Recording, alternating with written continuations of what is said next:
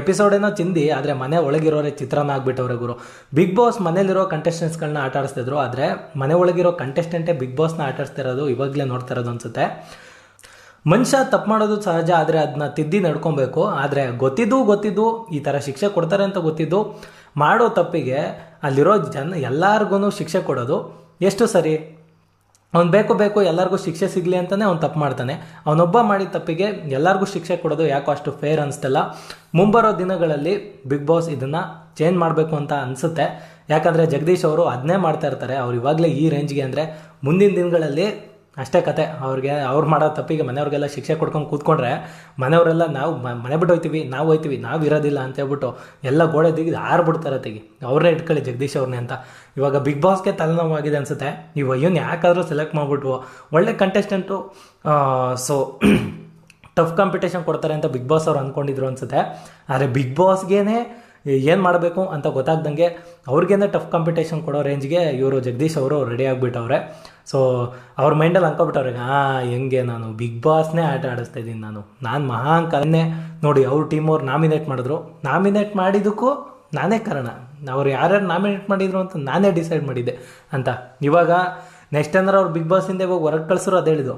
ಅಲ್ಲಿ ನಾನು ಪ್ಲ್ಯಾನ್ ಮಾಡಿದೆ, ಬಿಗ್ ಬಾಸ್ ಡಿಸಿಷನ್ನೇ ಚೇಂಜ್ ಮಾಡ್ಕೊಳ್ಳೋಂಗೆ ಪ್ಲ್ಯಾನ್ ಮಾಡಿದೆ. ನೋಡಿ ಬಿಗ್ ಬಾಸ್ ಎಲ್ಲರಿಗೂ ಶಿಕ್ಷೆ ಕೊಡೋ ಥರ ಮಾಡಿದೆ ಅಂತ ಹೇಳ್ಬಿಟ್ಟು ಅವರು ನರಕ ನಿವಾಸಿಗಳ ಹತ್ರ ಬಂದು ಹೇಳ್ತಾರೆ, ಒಬ್ರಿಗೆ ನೀರು ಕೊಡ್ದಂಗೆ ಇರೋದಕ್ಕೆ ನನ್ನ ಕೈಲಿ ಆಗಲ್ಲ ಗುರು, ಆಯಿತಾ? ಬೇಕಾದ್ರೆ ಬಿಗ್ ಬಾಸ್ ಮನೆಯಿಂದ ಹೊರಗೆ ಹಾಕಿದ್ರೆ ನಾನು ಹೋಗ್ಬಿಡ್ತೀನಿ, ಆದರೆ ಹ್ಯುಮ್ಯಾನಿಟಿನ ಕಳ್ಕೊಂಡು ನನಗೆ ಇರೋಕ್ಕಾಗಲ್ಲ ಅಂತ ಹೇಳ್ಬಿಟ್ಟು. ಆದರೆ ಸ್ವರ್ಗ ನಿವಾಸಿಗಳ ಅಷ್ಟು ಊಟನ ಕಿತ್ಕೊಂಡು ಅವ್ರಿಗೆ ಗಂಜಿ ಊಟ ಕುಡಿಯೋ ಥರ ಮಾಡ್ತಾರೆ. ಆ್ಯಂಡ್ ಅವರು ಕುಡಿಯೋ ನೀರು ಇದೆಯಲ್ಲ ಅದನ್ನೂ ಕಿತ್ಕೊಬೇಕು ನೆಕ್ಸ್ಟು, ಆ ಥರ ಮಾಡಾಕ್ಬಿಡ್ತೀನಿ ಅಂತೆಲ್ಲ ಹೇಳ್ತಾರೆ. ಇದು ಯಾವ ಥರ ಹ್ಯುಮ್ಯಾನಿಟಿ ಅಂತ ಹೇಳ್ಬಿಟ್ಟು ನನಗೆ ಅರ್ಥ ಆಗಲಿಲ್ಲ ಜಗದೀಶ್ ಅವ್ರದ್ದು. ಆಮೇಲೆ ಧನರಾಜ್ ಅವರು ಸ್ಟಾರ್ಟಿಂಗಿಂದ ಬಂದಾಗಿನ ನಾವು ನೋಡ್ತಾನೆ ಇದ್ದೀವಿ. ಅವರು ಆಯಿತು, ಅವರ ಕೆಲವು ಕಾಮಿಡೀಸ್ ಆಯಿತು, ಪಾಪ ತುಂಬ ಮೃದು ಸ್ವಭಾವದವರು ಅಂತ ಅನ್ಸುತ್ತೆ, ಮಾತಿಗೂ ಹೇಳ್ತಾ ಇರ್ತಾರೆ. ಅವರೇ ರೇಗಾಡೋ ರೇಂಜಿಗೆ ಕೂಳೆ ಕೊಟ್ಬಿಟ್ರು ಗುರು. ಪಾಪ ಸುಮ್ಮನೆ ಸೈಲೆಂಟಾಗಿ ಅವ್ರಿಗೆ ಹೆಂಗೋ ಆಟ ಆಡ್ಕೊಂಡು ಹೋಗೋಣ ಅಂತೇನೋ ಪ್ರಯತ್ನ ಪಡ್ದವ್ರೆ. ಅವರಿಗೆ ಹಿಂಸೆ ಇಕ್ಕಿ ಅವ್ರನ್ನ ಒಂಥರ ಕಾಮಿಡಿ ಪೀಸ್ ಥರ ರೇಗ್ಸೋದು, ಅವ್ರಿಗೆ ಹೀಯಾಳ್ಸೋದು, ಆ ಥರ ಎಲ್ಲ ಮಾಡಿ ಅವ್ರನ್ನೇ ರೊಚ್ಚಿಗೇಳಿಸಿ ಇವ್ರನ್ನ ಬೈಯೋ ಥರ ಮಾಡಿಬಿಟ್ರು. ಸೊ ಆ ರೇಂಜಿಗೆ ಎಲ್ಲರಿಗೂ ಕೂಳೆ ಕೊಡ್ತಾ ಇದ್ದಾರೆ ಜಗದೀಶ್ ಅವರು. ಜಗದೀಶ್ ಅವ್ರಿಗೆ ಯಾರು ಗುರು ಓಟ್ ಹಾಕಿದ್ದು ಸ್ವರ್ಗಕ್ಕೆ ಹೋಗಿ ಅಂತ? ಸ್ವರ್ಗನೇ ನರ್ಕ ಮಾಡಿಬಿಟ್ರಲ್ಲ ಗುರು. ಆರಾಮಾಗಿ ನರ್ಕಕ್ಕೆ ಕಳಿಸಿದ್ರೆ ಸುಮ್ಮನೆ ನರ್ಕನೇ ಮಾಡಿ ಚೆನ್ನಾಗಿರೋರು ಅನಿಸುತ್ತೆ. ಅವ್ರನ್ನ ಸ್ವರ್ಗಕ್ಕೆ ಕಳಿಸಿದ್ದೆ ತಪ್ಪಾಗಿದ್ದು ಅನಿಸುತ್ತೆ.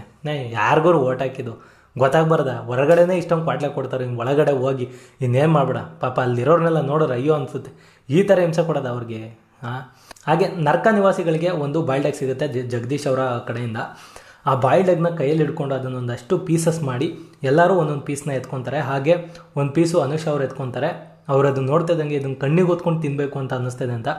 ಸೊ ಅವರು ಇರೋ ರೀತಿ, ಅವರು ಬೆಳೆದು ಬಂದಿರೋ ರೀತಿ ನೋಡಿದ್ರೆ ಊಟಕ್ಕೆಲ್ಲ ಕಷ್ಟಪಟ್ಟಿರೋಂಗೆ ಕಾಣಿಸ್ತಿಲ್ಲ. ಬಟ್ ಆ ಬಾಯ್ಲ್ಡ್ ಎಗ್ನ ನೋಡಿದ ತಕ್ಷಣ ಆ ಮಾತು ಹೇಳಿದ್ರು ಅಂದರೆ, ಇದ್ದಾಗ ನಮಗೆ ಊಟದ ಬೆಲೆ ಗೊತ್ತಾಗಲ್ಲ, ಇಲ್ದಿದ್ದಾಗಲೇ ಊಟದ ವ್ಯಾಲ್ಯೂ ಏನು ಅಂತ ಅರ್ಥ ಆಗೋದು.